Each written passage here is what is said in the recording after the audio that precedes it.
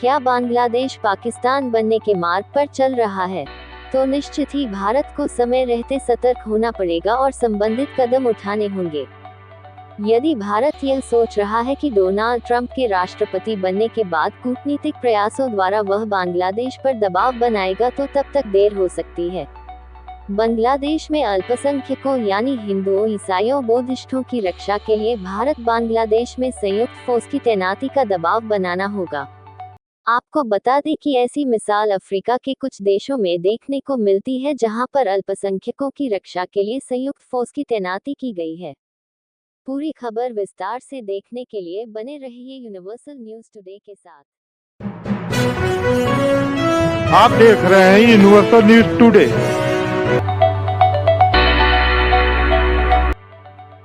नमस्कार दर्शकों, बांग्लादेश में शेख हसीना सरकार के खूनी तख्तापलट के बाद से अल्पसंख्यकों यानी हिंदुओं पर लगातार हमले जारी हैं। वहां से हिंदू कर्मचारियों से जबरन इस्तीफे लेने, उनकी जमीनों पर कब्जे करने, मकानों को जलाए जाने, मंदिरों और मूर्तियों को तोड़े जाने एवं महिलाओं से दुष्कर्म, इन सभी के पक्ष को मीडिया व कोर्ट में उठाने वाले पत्रकारों, वकीलों को जेल में डालने के समाचार लगातार आ रहे हैं। बांग्लादेश की अंतरिम सरकार और विश्व के बड़े मीडिया प्रतिष्ठान मुख्यतः इन हमलों की अनदेखी कर रहे, परंतु एक हिंदू संगठन के प्रमुख और इस्कान धर्मगुरु चिन्मय कृष्ण दास की गिरफ्तारी ने अंतर्राष्ट्रीय स्तर पर लोगों को बांग्लादेश में हो रहे हिंदू दमन का संज्ञान लेने पर विवश किया है। चिन्मय और अन्य हिंदू नेताओं पर आरोप है कि उनकी चटगांव जनसभा में इस्कान का ध्वज बांग्लादेश के झंडे के ऊपर फहराकर राजद्रोह किया गया। जिस आधार पर उनकी गिरफ्तारियां हुई हैं, उस आधार पर फुटबॉल स्टेडियम में बैठे हर उस दर्शक को गिरफ्तार किया जा सकता है जिसके पसंदीदा क्लब का झंडा बांग्लादेशी झंडे से ऊपर दिख जाए। जिस दंड संहिता 121 और 124 के अंतर्गत राजद्रोह का मुकदमा कायम हुआ है, उसमें कार्रवाई के लिए गृह मंत्रालय की अनुमति आवश्यक है, परंतु ढाका पुलिस ने सीधे गिरफ्तारी कर ली। बांग्लादेश का शासन और वहां की पुलिस की दृष्टता ही है कि वह सैकड़ों मंदिरों पर हो रहे हमलों, हिंदुओं और अन्य अल्पसंख्यकों के साथ हो रहे जघन्य अपराधों पर तो पूरी तरह निष्क्रिय और चुप है।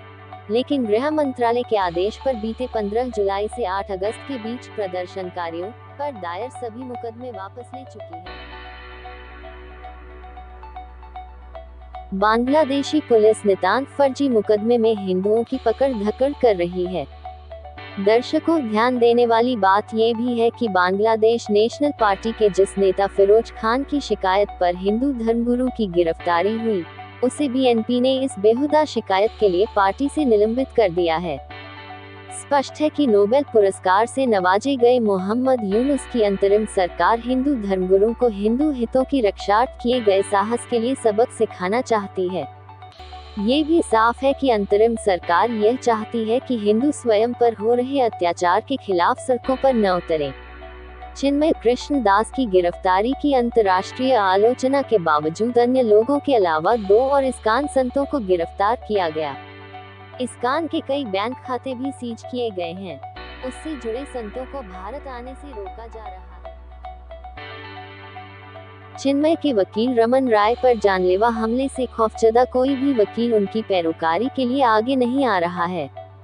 दरअसल चटगांव की 25 अक्टूबर की ऐतिहासिक हिंदू रैली से इस्लामी कट्टरपंथी और यूनुस सरकार बौखलाए हुई है और वह किसी भी तरह हिंदू नेतृत्व को कुचलना चाहती है। बांग्लादेश में 4-5 माह से जारी हिंसा इस मायने में अलग है कि इसे नकारने, छिपाने या कम करके पेश करने की मुहिम चलाई जा रही है। इसी के अंतर्गत voice of America radio channel द्वारा एक सर्वे कराकर बांग्लादेशियों से पूछा गया कि क्या अंतरिम सरकार में अल्पसंख्यक सुरक्षित हैं। ये सर्वे कितना फर्जी था, इसे समझा जा सकता है कि मात्र 1000 व्यक्तियों के इस सर्वे में 927 उत्तरदाता मुसलमान थे। सर्वे में 64.1% लोगों ने अंतरिम सरकार में अल्पसंख्यकों की स्थिति को शेख हसीना शासन से बेहतर बताया।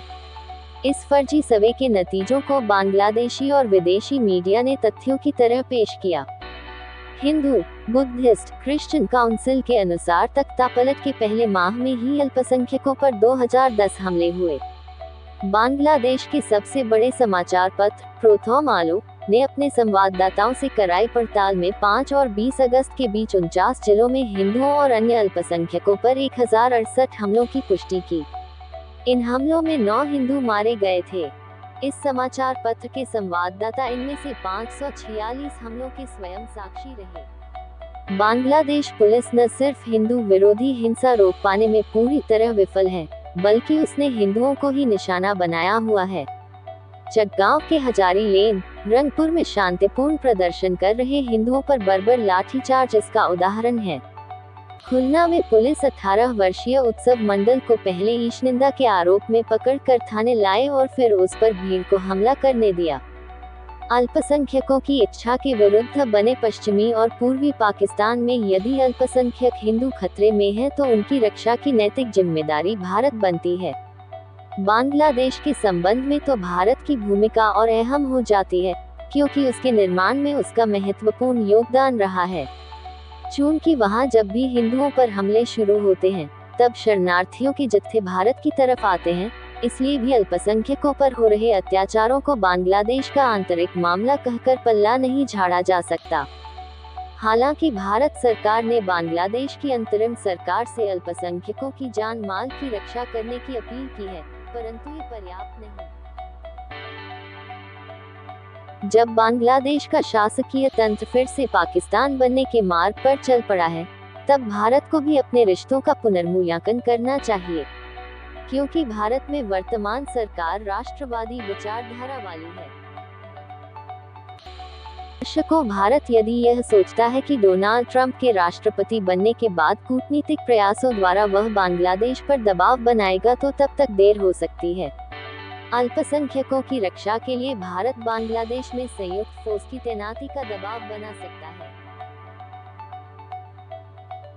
ऐसा मिसाल अफ्रीका के कई देशों में देखने को मिलता है, जहां अल्पसंख्यकों की रक्षा के लिए संयुक्त फोर्स की तैनाती की गई। अब वह समय भी आ गया है कि बांग्लादेश के भीतर ही अल्पसंख्यकों के लिए स्वायत्तशासी क्षेत्रों के निर्माण के लिए जोर दिया जाए। अपनी भौगोलिक स्थिति के चलते बांग्लादेश बहुत सारे आवश्यक वस्तुओं के लिए भारत पर निर्भर है। भारत को आर्थिक प्रतिबंध और व्यापारिक अवरोध समेत सैन्य हस्तक्षेप का विकल्प भी खुला रखना चाहिए। भारत को इस मानसिकता से बाहर निकलना होगा कि विषम से विषम स्थिति में भी वह सिर्फ कूटनीतिक या अंतर्राष्ट्रीय दबाव का ही सहारा ले सकता है। भारत को ये देखना होगा कि वह इसके इत्र और क्या क्या वह कर सकता है।